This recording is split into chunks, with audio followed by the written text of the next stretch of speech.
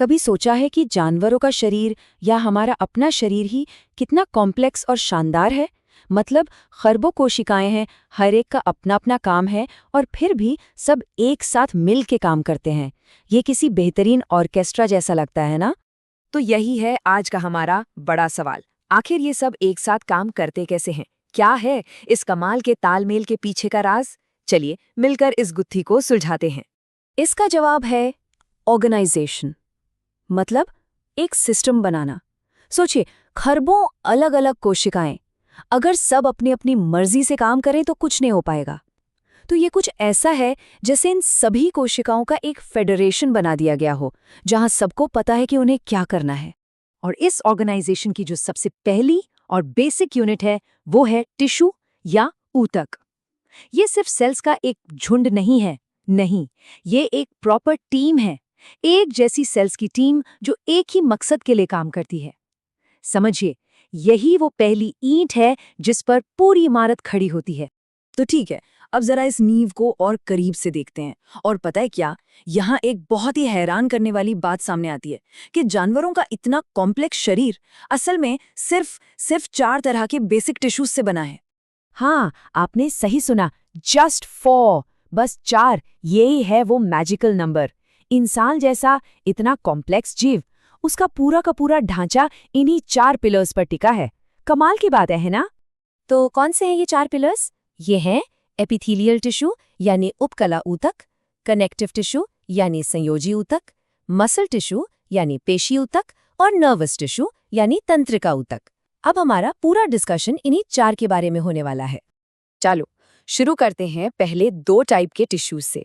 ये हमारे शरीर के कह सकते हैं गार्ड्स और सपोर्ट सिस्टम है। वो टिश्यूज जो हमें कवर करते हैं और हमें एक साथ बांध कर रखते हैं। तो सबसे पहले आता है एपिथेलियल टिश्यू। इसे आप बॉडी का इंटरफेस मान सकते हैं। मतलब ये वो प्रोटेक्टिव लेयर है जो बाहरी दुनिया और हमारे अंदर के ऑर्गन्स के बीच एक बाउंड्री बनाती है। सीधी भाषा में कहें तो ये हमारे शरीर की कवरिंग है। अब एपिथेलियल टिश्यू में भी जैसा स्ट्रक्चर होता है वैसा ही काम होता है।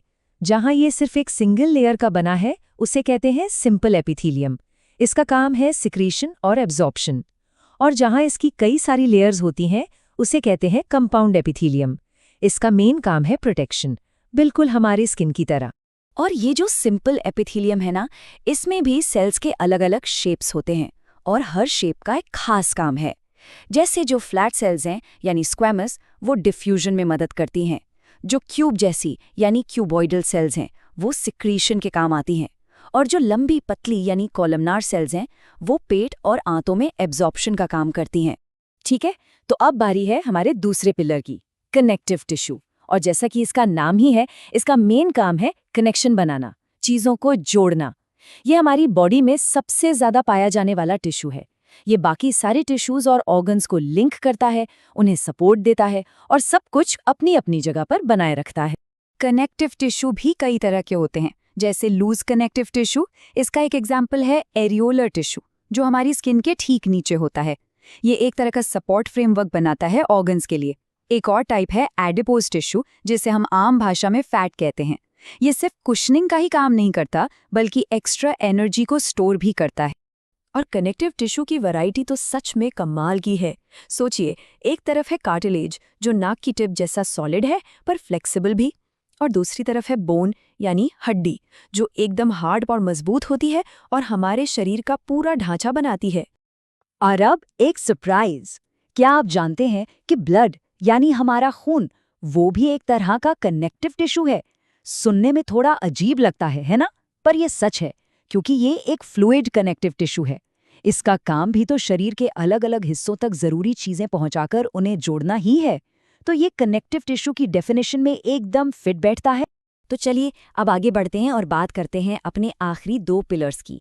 ये वो टिश्यूज हैं जो बॉडी को मूवमेंट और कम्युनिकेशन की पावर देते हैं। मसल टिश्यू, ये हमारी बॉडी का इंजन है। ये लंबे लंबे फाइबर्स से बना होता है जो कॉन्ट्रैक्ट कर सकते हैं, मतलब सिकुड़ सकते हैं। और इसी कॉन्ट्रैक्शन की वजह से हम चल फिर पाते हैं, दौड़ पाते हैं, मतलब हर तरह का मूवमेंट कर पाते हैं। मसल टिश्यू भी 3 तरह के होते हैं। स्केलेटल मसल जो हमारी हड्डियों से जुड़ी होती है, और ये वॉलंटरी होती है, मतलब हम अपनी मर्जी से इसे हिला सकते हैं, जैसे हाथ उठाना। फिर है स्मूथ मसल और कार्डियक मसल। ये दोनों इनवॉलंटरी हैं, मतलब ये अपने आप काम करती हैं, इन पर हमारा कोई कंट्रोल नहीं होता, जैसे हमारे दिल का धड़क। और आखिर में आता है हमारा चौथा पिलर, नर्वस टिश्यू। ये है बॉडी का कमांड एंड कंट्रोल सेंटर। इसी टिश्यू की वजह से हम अपने आसपास हो रही चीज़ों को महसूस कर पाते हैं और उन पर रिएक्ट कर पाते हैं। इस पूरे नर्वस सिस्टम की बेसिक यूनिट है न्यूरॉन। ये एक बहुत ही स्पेशल सेल है जो इलेक्ट्रिकल सिग्नल्स के रूप में इंफॉर्मेशन को बिजली की रफ्तार से पूरी बॉडी में भेजता है। तो अब तक हमने इन चारों पिलर्स को एक एक करके समझ लिया है। अब देखते हैं कि ये चारों एक साथ मिलकर एक फुली फंक्शनिंग ऑर्गेनिज्म कैसे बनाते हैं। देखिए, अलग अलग टिश्यूज मिलकर बनाते हैं ऑर्गन्स यानी अंग। जैसे हमारा दिल, ये एक परफेक्ट एग्जाम्पल है। हमें लगता है कि दिल सिर्फ एक मसल है, पर ऐसा नहीं है। दिल में चारों तरह के टिश्यूज होते हैं। एपिथेलियल टिश्यू उसकी लाइनिंग बनाता है, कनेक्टिव टिश्यू उसे स्ट्रक्चर देता है, मस्कुलर टिश्यू उसे धड़काता है और नर्वस टिश्यू उस धड़कन को कंट्रोल करता है। सब एक टीम की तरह काम करते हैं।